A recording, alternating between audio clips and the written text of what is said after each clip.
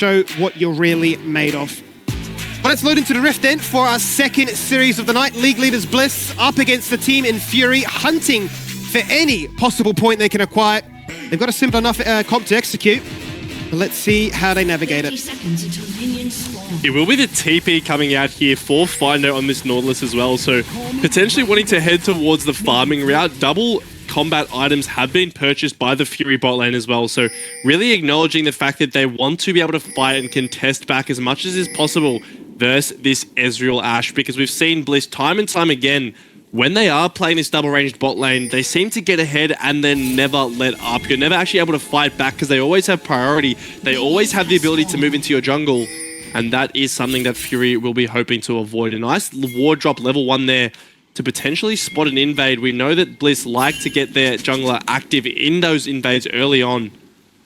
And once again, this bush, it feels like every pushing bot lane we've seen in our LCO just takes this and runs with it. They certainly do. Yeah, once you get a sniff of attention in that bot lane, it is very, very hard to recover. You lose level 2, you lose tempo, and ultimately, you just lose full control of the lane. They're so keen to sacrifice it because they know that the payoff is well worth it. And with the vision seeing that Nox is there, they don't need to worry about anything. It certainly keeps the likes of Fido and Hooper guessing, thinking, what is the play? It's very late for them to walk back into lane here. They were waiting quite a while. Obviously, they did have vision on the Jarvan there, so they knew that Unleash wasn't coming out. But look at this damage. Hail of Blades Ashe, so prolific and so commonly banned. Simply for the reason you're seeing right now, right? Who can actually contest her when she's walking up, has the barrier to pop if anyone were to trade back.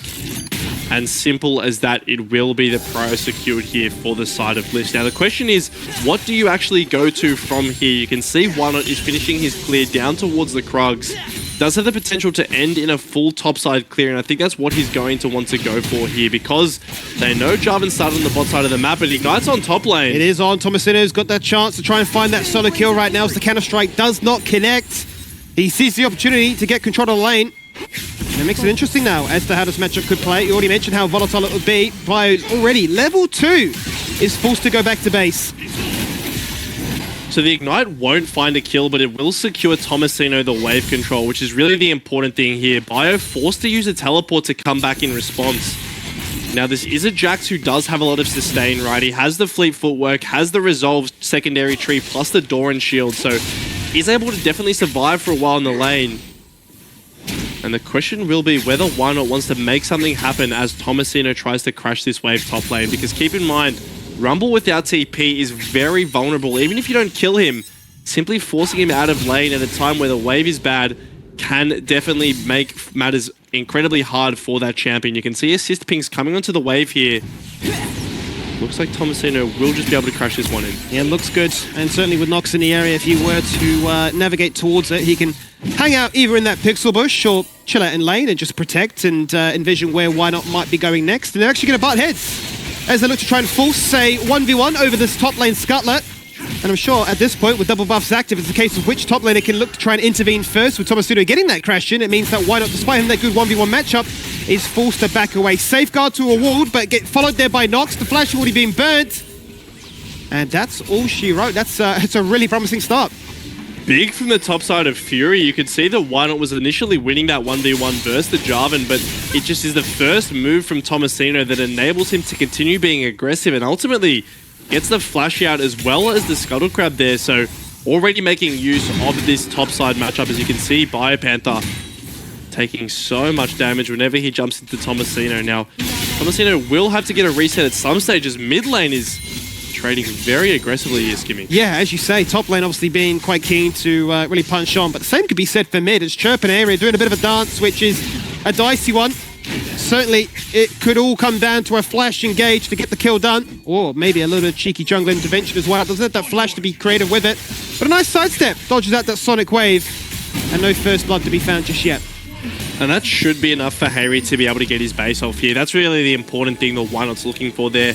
Making sure that the Azir is able to actually crash that wave, because there is a world in which Chirp can just shield himself, hold that wave a little bit, and then suddenly you're in a little bit of a predicament as the Azir. But nice little movement there from the jungler. Will secure a reset for his mid laner. We check in bot lane. Nothing too much happening here. The support item has finally come through now. So Hooper, after farming in a couple of minions initially, will hand those reins over to Findo, who will be looking to scale up and get nice and tanky here on this Nautilus. Well, you raise a good point. You talk about the support item, and whilst it's being picked up by the side of Fury, it's yet to be picked up by Bliss. Still, double Doran's Blade, pure aggression with that double, well, actually single Halo Blade setup. They're all about the tempo so far and just waiting for the opportunity to go back to base. But they're sniffing for trouble. The lane seems to be constantly pushed in their favor. And the hook absolutely baits Findo in to really reward Bliss with a fantastic trade. Mid laner Scoop has come out. You can see both TPs expended when they're both very low. But once again, this Team Bliss bot lane, you can see they've got the priority. They've accrued themselves about a 10 CS lead across those two champions there. Meanwhile, Nox will be trading these grubs. So top lane has accrued quite a nice CS lead here. 20 is about the difference between the Rumble and the Jax. Tomasino continuing to impress even against the likes of BioPanther. You can see Chirp here having to play very aggressively to try and get the Mantra W, get some life leech back in this situation because he's getting bullied from afar by these Sand Soldiers, making life very difficult for him. We'll have to see what Nox can do because as far as Jarvan goes, you want to be aggressive, but hasn't really found lanes that he can look to try and target so far. But Scott's on their own. The volley comes through. There's Nox now, but the tether might spell Devastator as he's forced to flash away. And why not stay just for good insurance? This Karma W getting so much value as Tomasino getting the Ignite onto BioPanther. Yeah, looking for it the second time right now as the Harpoon connects, and it's enough for him to leap away, thankfully, to his next wave arriving. But it's a dicey little dance, I say. Certainly he's going to be my buzzword there in the top lane because it feels like whilst Tomasino does have the advantage, I'm sure BioPanther is not overly concerned. He knows all it takes is you get a little bit over eager and you can punish it back. And I think that's what BioPanther is really trying to test here in this top lane. You can see he's constantly getting aggressive onto Tomasino, wanting to look for those unforced errors. But basically that means that it will be a nice little CS lead and gold lead here for Tomasino as he gets a plate as well and heads back to base. So Rumble, we talked about his win con having to be smashing the lane.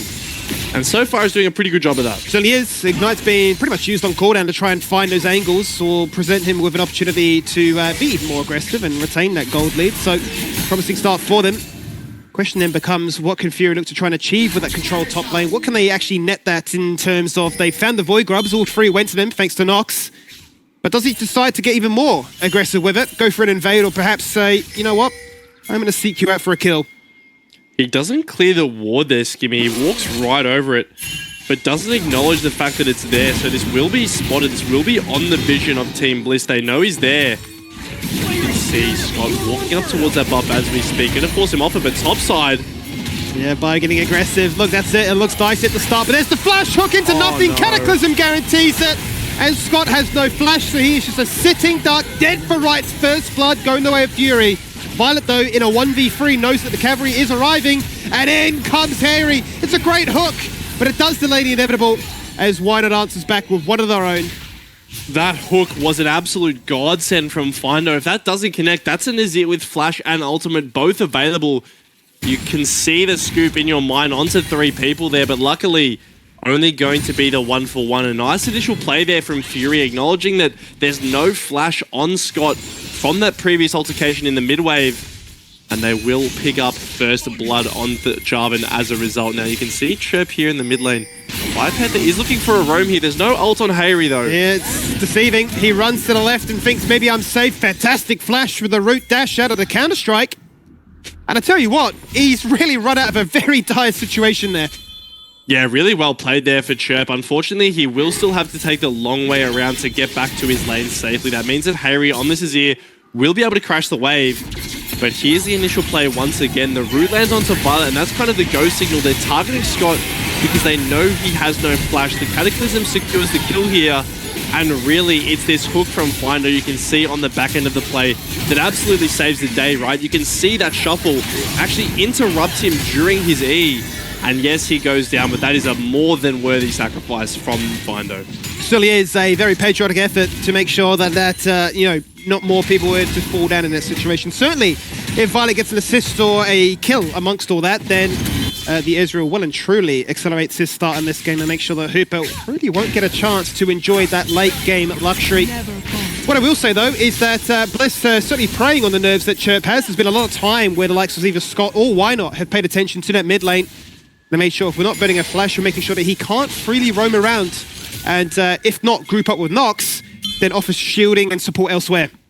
I mean, just as you say that, you can see Biopanther constantly hovering down. It's interesting that he's able to actually find Cryo in this lane, given how dominant Tomasino has been in the CS department. But with Scott in this bot lane here, ticking 6, those roams that you just mentioned become so much more deadly as Harry's found Chirp. There's another one, and this time it is kill confirmed. 2-0 now is the Lee Sin, certainly living their best life as they transition straight from mid over to these Void Grubs and say, hang on a minute, there's a cross-map arrow, making a true shot barrage as well. Nearly the fireworks there, but picked up by Why Not to deny them that coveted 5 stacks. They only managed to get 4. Those Void Grubs have been denied.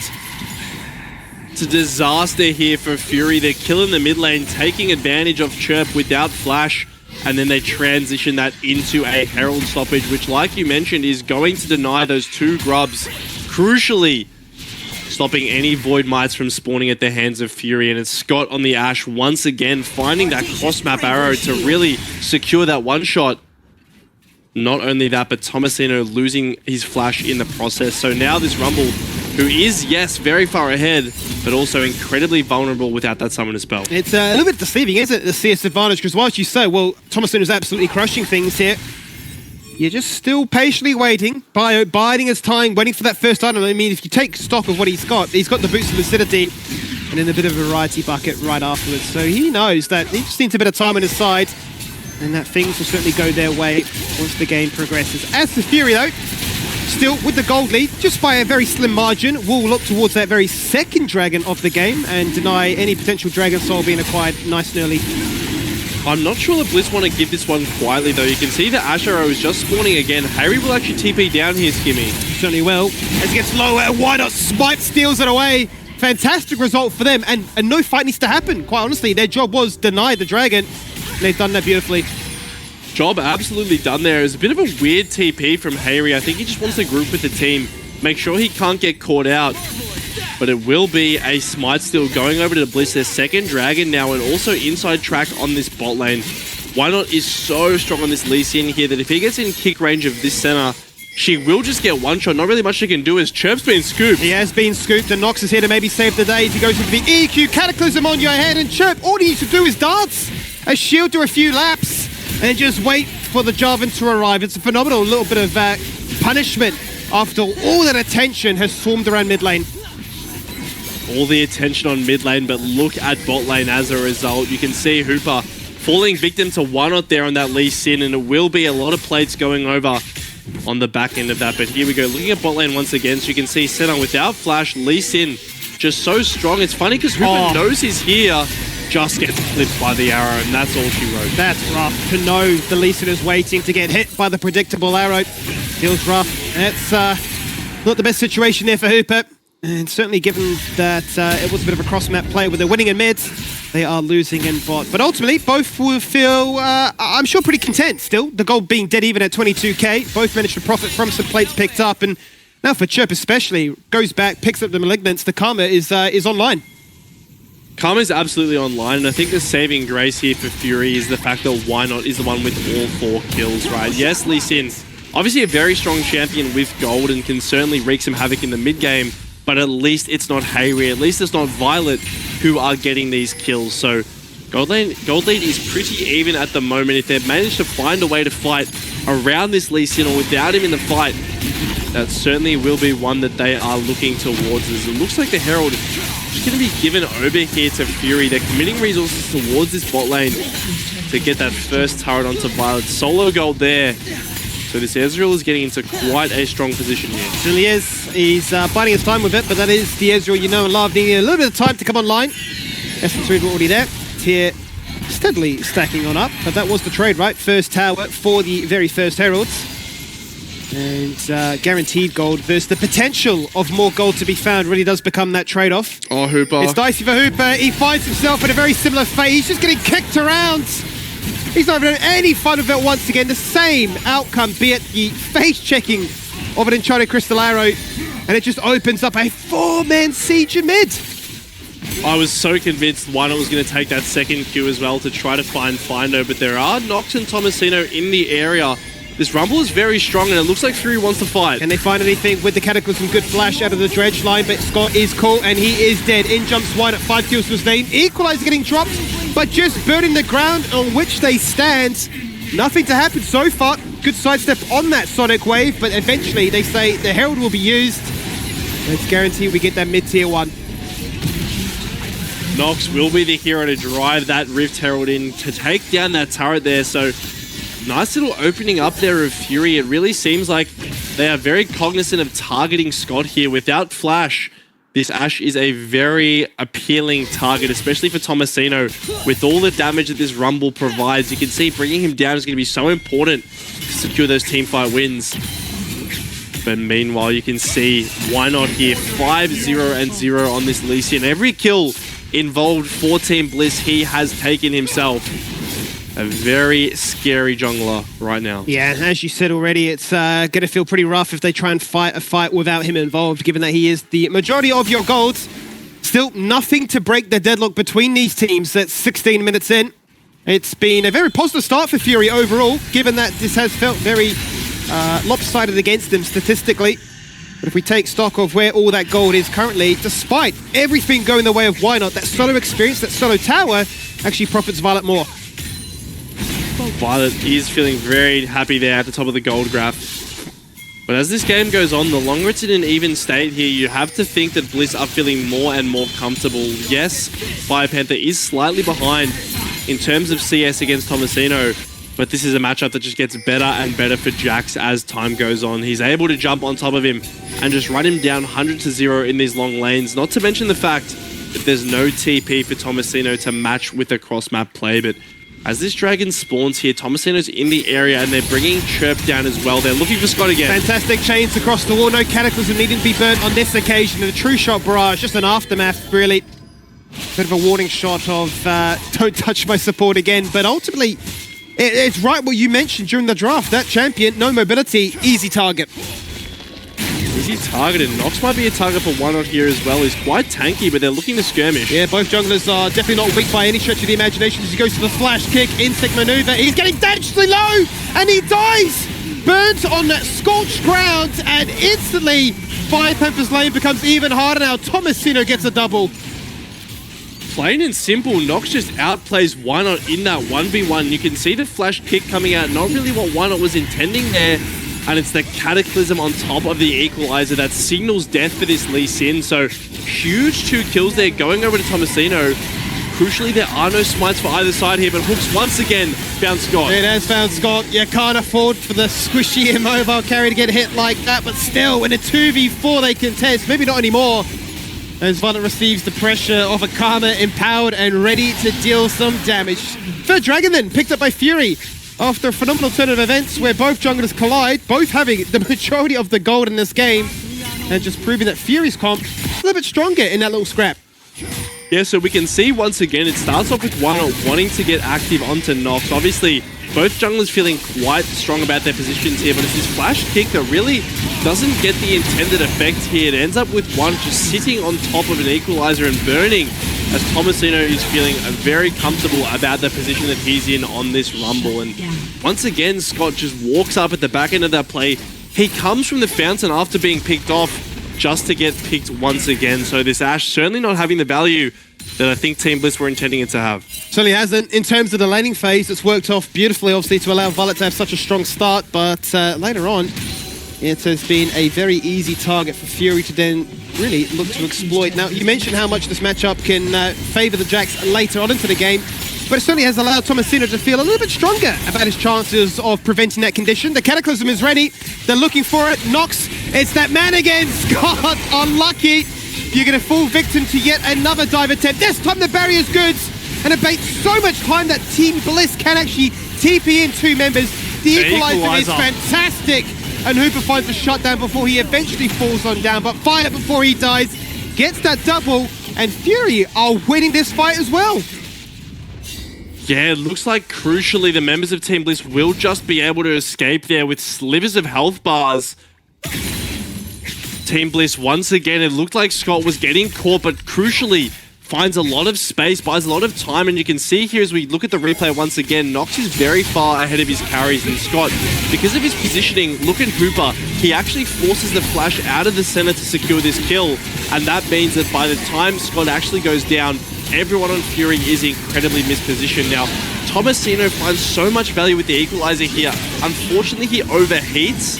If he's able to get another flame spitter out or another E out, it almost looks like he's going to pick up a triple kill there. But Bliss get away luckily this time. Still Skimmy. Despite all the fighting that's been going on, it's 100 goal that separates the team. Which is crazy, given that we spoke about literally before this matchup that Bliss at 15 minutes have such a strong advantage, up by 2k on average across all matches played. But this has really been a Fury that are saying we want to double down on our performance up against Ground Zero. Don't write us off just yet. We want to be that dark horse, that team that can certainly cause a few upsets. Now, if the outcome of this is that they still do lose the series, I still feel like Fury is that real contender that people cannot afford to take lightly. Because you look at the top lane right now, Tomasino with such a massive advantage. Already 8 stacks on that Dark Seal. It's too strong. And how rare is it that you see Biopanther down at about 50 CS at 20 minutes, right? You almost never see that. He's such a stable player in lane, but simply Tomasino's gotten the counter pick and he's made use of it. Also in towards these team fights, he really has been the focal point for Fury. These equalizers have been massive time and time again. So it'll be very interesting to see how they utilize him as the game goes on, because yes, he's going to have a decent time, but this mid lane matchup is really starting to get into the favor of Azir. You can see 40 CS is the difference, and why not? He's looking at Chirp. Online again, they have all the mobility, and all that Chirp can do is hit a shield, hit a Tiva, and run for the hills, but that's not happening today. And this time, why not will not commit to that second charge of the Sonic Wave.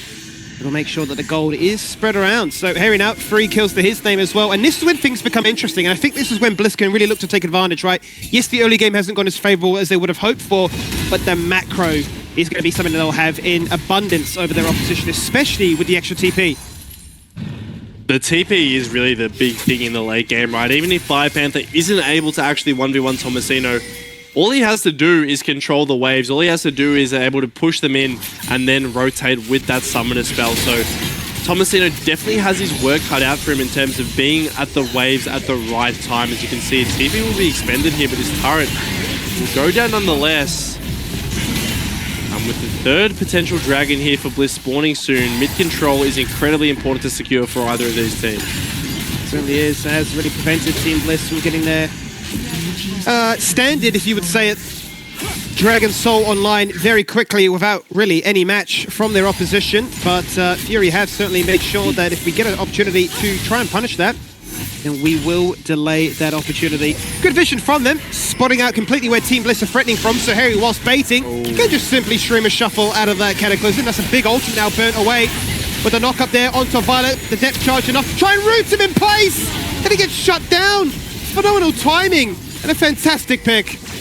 MVP to the Raptor camp there. You could see that in addition to all the CC Violet was hit with there, the Raptors were actually boxing him in, not allowing this Ezreal to get out. So yes, the initial engage is foiled onto Hayri, but your carry still goes down.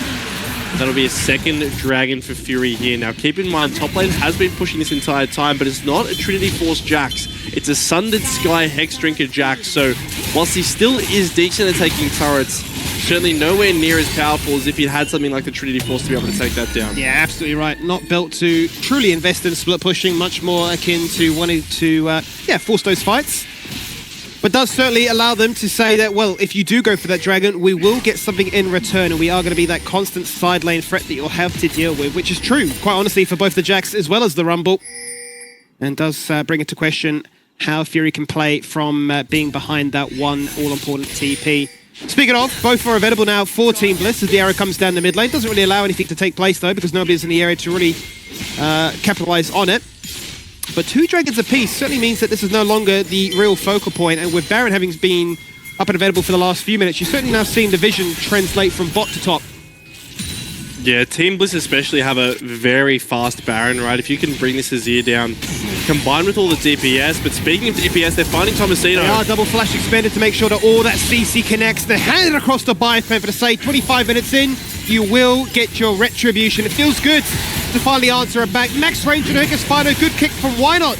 to force out the disengage.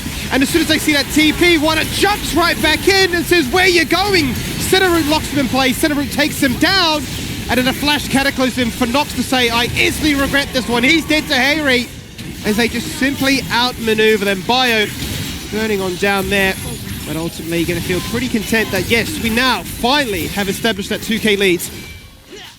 Not the worst outcome there, though, for Fury on that mid-wave. I mean, it's a 4v5 given all the TPs that come through for the side of Team Bliss, but they ultimately do walk away with just a 1-for-1 in that play, with Wino going down. Yes, he's mobile, but there's definitely a decent amount of damage starting to come through from this center in particular, right? Scaling very nicely into this game, and really you can see it all starts here in the mid lane. You can see Wino wanting to get aggressive here, wanting to find a nice little kick. But it's Nox who's really the aggressor. Nox who is wanting to push the pace given he sees two members in the bot lane, and simply Wino just goes too deep, too far, and he's taken down. Now off the back end, Nox does go down, but he ends up surviving for enough time to buy Hooper the time and space to DPS, and crucially, if this center's allowed to hit, she's very strong. So nice little play in the mid lane here from Fury to equalize what was just a straight 1-for-0 pick in the bot lane. But it certainly was. Let's see then, really what the response will be. As Baron on the cards. That's where everybody is grouped up for the meantime. No TPs available in that bot lane for them to find a chance, but a good arrow into the top lane. Tomasino getting CC'd what really does feel like a bit of an eternity there. He goes golden, becomes a statue, and feels like one as he's now inanimate, stuck in the base for 45 seconds. Trusha Barrage forces Fury to go back.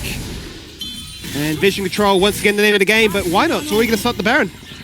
This might be the window that Team Blizz have been looking for. Rumble is so much of Fury's damage, and you can see just how quickly this Baron's melting. Nox is in the area, though, and does have the smite. He might go for a steal. Does he get the steal? Can he make it happen? He can! He steals it!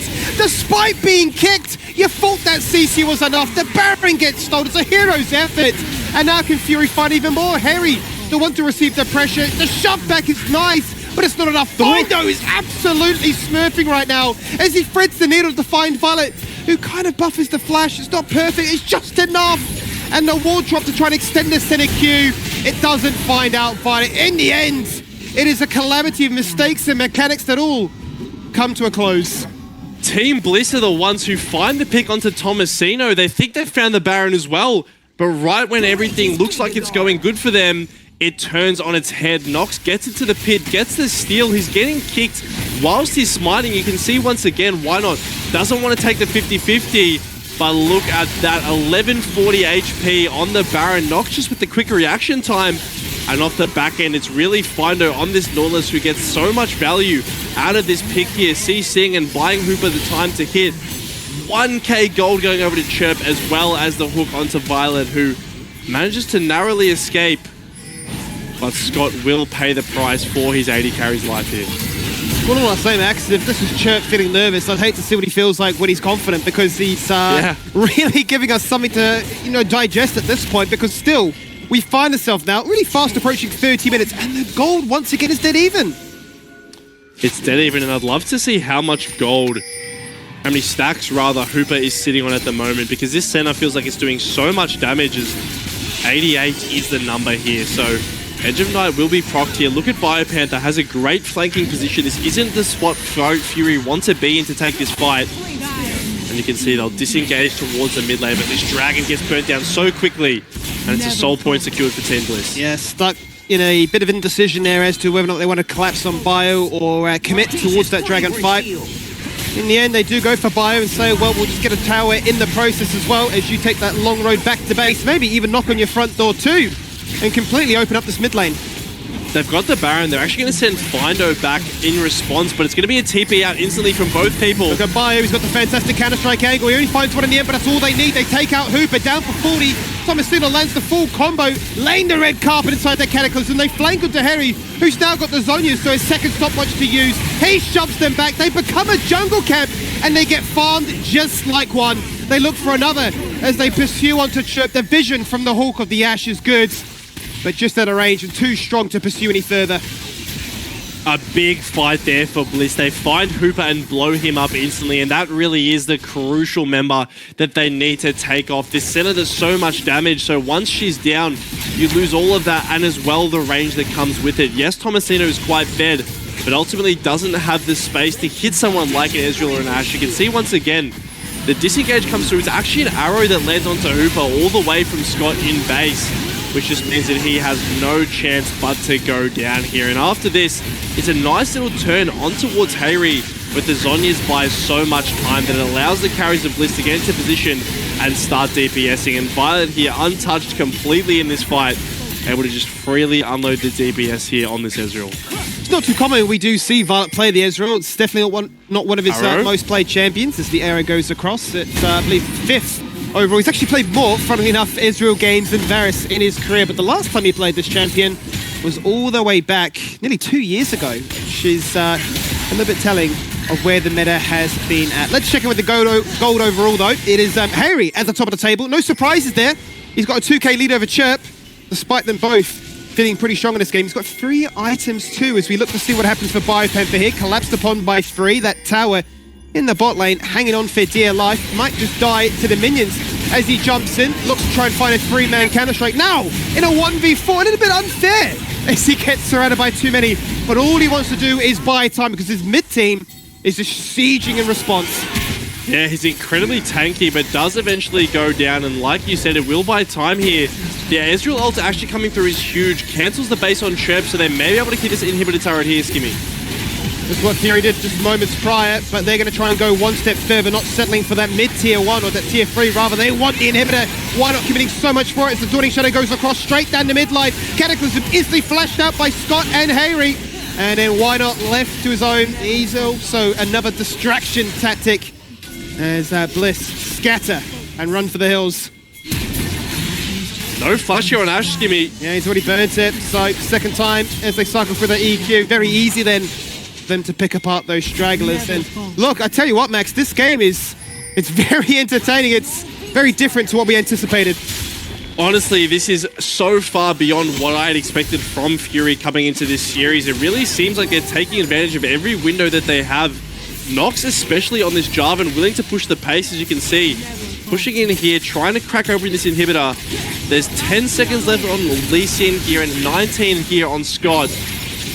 So they're wanting to break this open, wanting to really crack open this mid lane, but Team Bliss not going to let them have it for free. They just can't find it, and from one inhibitor to the other, we've literally beelined straight through mid again, and both inhibitors hold on by just a thread. 20% is what it stands by, and both teams getting denied those potential super minions. Both teams hunting for that reset because Baron is up in a second. Cross-map arrow, a fantastic buffer. Dredgeline gets Fino out to safety. Yeah, that's huge there, but crucially, he does still have to reset, and Baron is spawning. We know how quickly Bliss can take this objective. They're going to start it up immediately on spawn. Can Nox get here in time? The Baron and the Dragon being desynced, that makes it a little bit awkward then for Fury to feel set up for the Swan. They were hanging around bot lane, but that Baron is already gone. The damage from this Karma is enough for a support Ashe to really regret life decisions. But this time, no Baron steal. There's no Baron still, but I'm not sure Fury are content with letting them walk out here. You can see Scott's channeling his base towards that top side. And it looks like all 5 members will be able to get out with this Baron buff. Now the attention shifts towards this Dragon. A potential Ocean Soul on the cards for Team Bliss. They've got the fast resets and are heading towards it as we speak. He certainly did do the fast reset because Fury are hot on their heels. Very keen to try and run them down. As you say, there is a very dangerous TP flank, which is going to be spotted out here by Chirp, and instantly now, Biopanther becomes target number 1. He's on the great chase. I need to run, I need to flash, I need to try and reroute this fight in one that is favorable for us. And they've drawn their battle lines. Dragon is where we want to go. This to be for the soul point, as the Ocean Soul is acquired here by Team Bliss. The Ashe ult getting flashed out of, as Hooper doesn't want to fall victim to the same play 4 times in a row. Across the wall they go, finally getting blast coming back into the belly of the beast. The Dragon gets taken. The Dragon fight is what we're now looking for, and Team Bliss want to out-mechanics them. They said this game has been far too close, but Nox and Tomasino stand strong. But the Flame Spitter eventually gets interrupted. Nox has got nothing left in the tank, and the Azir reigns supreme. The Azir's reigning supreme, and so are Team Bliss here. They've got the Ocean Soul, they've got the Baron. and it looks like they're wanting to use this wave to end the game here. You can see Hooper will just channel his reset now, but it's only Chirp and Hooper alive. I'm not sure they have what it takes to stop this end. Well, they're going to try. They're going to go for the siege one way or the other. This Karma is going to do such a considerable amount of defense with the poke and the push and the clear of these minions, those all-important minions. There's the arrow. That's the ghost one, but a fantastic flash provides enough safety. No! Hooper falls down in the end. The Chirp gets to regen. And you speak about regen, they're waiting for respawns because they're coming on up, but they're still pursuing the end max. They're still going for it here. The engage comes onto Chirp. They will just blow him up, and Findo soon to follow as well. But they will. They'll get that ace. It's a delayed ace, but an ace all the same. Good fancy feet gets them out of this one. And in the end, Team Bliss will get the victory at 35 minutes. But boy, did they have to work for it.